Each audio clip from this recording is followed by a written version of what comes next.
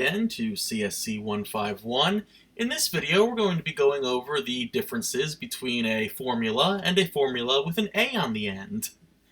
So we already have I have a couple of numbers here on the left-hand side. You'll notice that 0 and 2 have been typed out instead of using numbers. I used letters. So if I were to go equal average, grab these numbers like a normal equation, I will get a 34.2.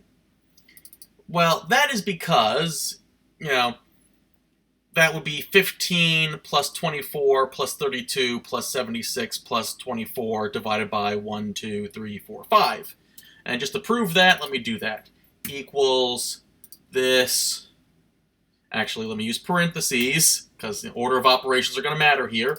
This plus this plus this plus this plus this divided by 5, and I'll wind up getting 34.2. The normal equations, these averages, so on and so forth, they're only counting numbers. So this 0 and this 2 right here are skipped. They're not numbers. The minute I change this to an actual 2, you'll notice my number changed. The moment I change this to an actual 0, the number changes again. But if I type in the word 0 and I type in the word 2, the number is back to 34.2. So we have successfully concluded that the normal average function only counts things if they are, numbers. That is not the case with average A. So if I go equal average, and you see how there's average A, there's average if, so on and so forth. If I go with average A, and I grab my same amount, what happens is I get 24.42 something, something, something, something, something. So what exactly is happening with average A? Well, average A stands for average all. So everything is being counted, which includes this text right here that says 0 and the text right here that says 2. So, okay, let's just try that. Let's just say 0 and 2, and there's a 15 and a 24 and a 32 and a 76 and a 24. So in theory, if I were to just go equal average, and I grab all these guys right here, I should get that 24.4285714, right?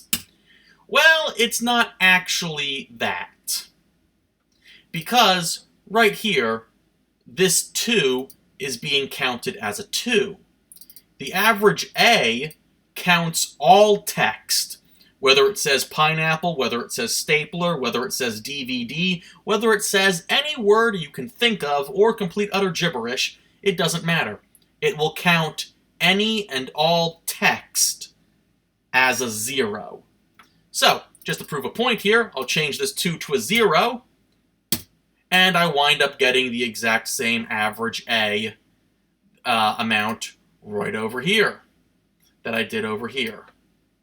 So yes, the A in any of these equations will count anything as a 0.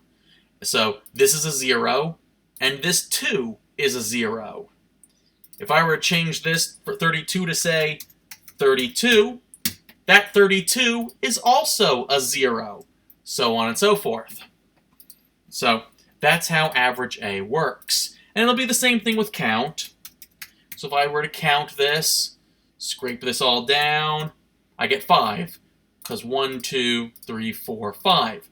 These 2 bits are not counted. If I do count A, I'm going to count literally everything. So there we go, and now I'll get 7. These 2 bits of text are now counted. Same thing with min. So equal min. Min will grab all these, so on and so forth. Boom, there's 15, it's a minimum. But if I do equal min A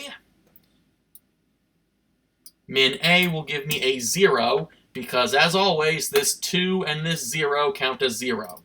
And same thing with max, although it'll be basically impossible to determine with max because 0 is not going to be counted as higher than 76. So equal max A, boom, and I'll still get 76. The only difference is now these two numbers are being counted as numbers, as zeros, but the high is still 76. I'm not quite sure what scenario you'll ever need max A, because I'm assuming any number you have is greater than 0, which is the automatic thing that these guys get turned into, but it exists. Max A still exists, so it must serve some sort of function for someone in a very specific scenario that I haven't thought of yet. But that's basically the difference between an A and a non-A version of a formula. And there's other ones that probably have A's as well, but the same general rules apply to all of them. The A stands for all. In the next video, we're going to be going into if statements. Thank you very much. You have a great day.